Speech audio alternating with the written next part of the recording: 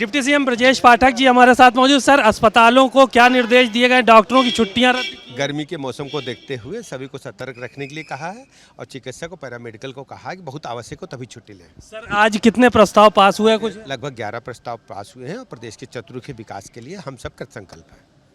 शुक्रिया बहुत बहुत। आपने डिप्टी सीएम ब्रजेश पाठक जी को सुना और उन्होंने तमाम बातें कही। उत्तर प्रदेश सरकार में मंत्री आशीष पटेल जी हमारे साथ मौजूद हैं। सर, क्या रहा आज, कितने प्रस्ताव पास हुए और कौन सा अहम प्रस्ताव? निश्चित तौर पे आज कई प्रस्ताव आए हैं। उनमें से एक होम स्टे का प्रस्ताव महत्वपूर्ण है, उसको रेगुलराइज किया जा रहा है और बहुत सारे प्रस्ताव हैं। पंचायत चुनाव अकेले लड़ेंगे आप लोग भी? हमारी पार्टी ने तैयारी की है, अभी किसी से गठबंधन का किसी प्रकार का बातचीत नहीं। ऑफर नहीं आया अभी कहीं से? मैंने कहा ना, जब समय आने पर उस पर बातचीत होगी, अभी कोई बातचीत नहीं।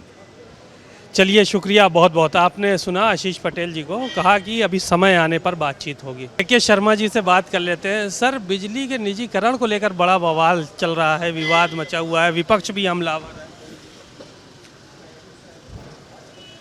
उत्तर प्रदेश में अभी तक की सबसे ज़्यादा विद्युत आपूर्ति नागरिकों की सेवा में की जा रही है। पूरे देश में नंबर 1 की आपूर्ति हो रही है।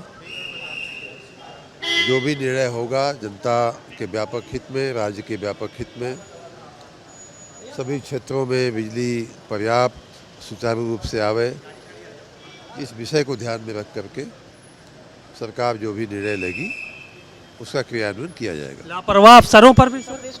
बिल्कुल।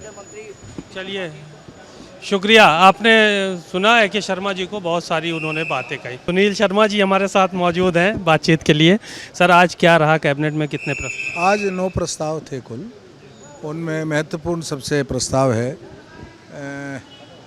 जो अग्निवीर हैं उनको 20% हॉरिजॉन्टल रिजर्वेशन, जो हमारी फोर्सेस हैं, पुलिस फोर्स है, पीएसी है, फायर है, इनमें देने का आज प्रस्ताव पास हुआ।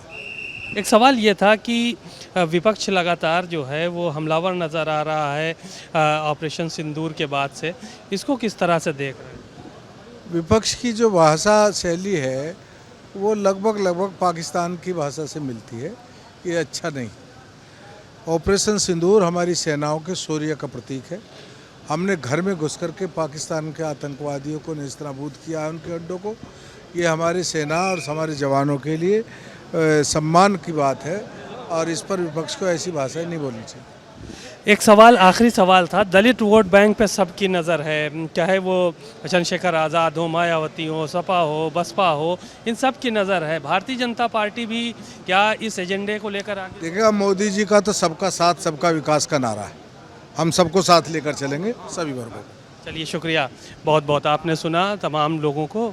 सुनील शर्मा जी ने, उन्होंने तमाम बातें कही। उत्तर प्रदेश सरकार में कैबिनेट मंत्री अनिल कुमार जी हमारे साथ मौजूद हैं। सर, आज कैबिनेट में क्या प्रस्ताव रखे गए और किन किन पर मोहर? कई विभागों के प्रस्ताव आए, सभी पे सार्थक चर्चा हुई। गृह विभाग के भी थे, उच्च शिक्षा के भी थे, अवस्थापना के भी थे, तो सभी पे सार्थक चर्चा हुई है। एक सवाल ये था कि आप लोग लगातार ऑपरेशन सिंदूर को लेकर, मोदी जी के 11 साल पूरे होने को लेकर जगह जगह जा रहे हैं और इस पर भी विपक्ष जो है हमलावर नजर आ रहा है। देखो, विपक्ष का काम तो हमला करना है, लेकिन जिस प्रकार केंद्र की सरकार ने 11 वर्ष सफलतापूर्वक पूरे किए, ये बहुत बड़ी बात है। और ये ऐतिहासिक बात भी इसलिए हो जाती है क्योंकि किसी भी सरकार को देश की जनता ने तीसरी बार लगातार पूर्ण बहुमत का मौका देना, ये सबसे बड़ी मोहर तो लोकतंत्र में यही होती है कि लोकतंत्र में किसी सरकार को तीसरी बार मौका दिया है। और इस बात से स्पष्ट होता है कि देश की जनता आदरणीय मोदी जी को चाहती है और सभी क्षेत्रों में, सभी प्लेटफॉर्मों में, इंफ्रास्ट्रक्चर हो चाहे कुछ भी हो, सभी क्षेत्रों में अच्छे काम हो रहे हैं। और राजनीति में सामाजिक रूप से और पॉलिटिकल रूप से जो भागीदारी सुनिश्चित होनी चाहिए सभी समाज के लोगों को, वो भी हो रही है। बड़ी दलित वोट बैंक पे सारे लोगों की निगाह है, चाहे चंद्रशेखर आज़ाद हो, मायावती हो, बसपा हो, सपा हो।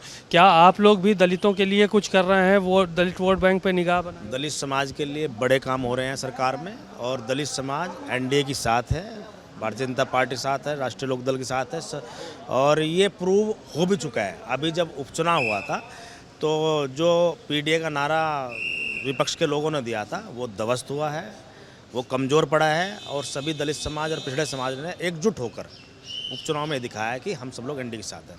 शुक्रिया। अनिल कुमार जी को सुना आपने, बहुत सारी बातें उन्होंने की। कैमरामैन रोहित के साथ सीमा नकवी, भारत समाचार, लखनऊ।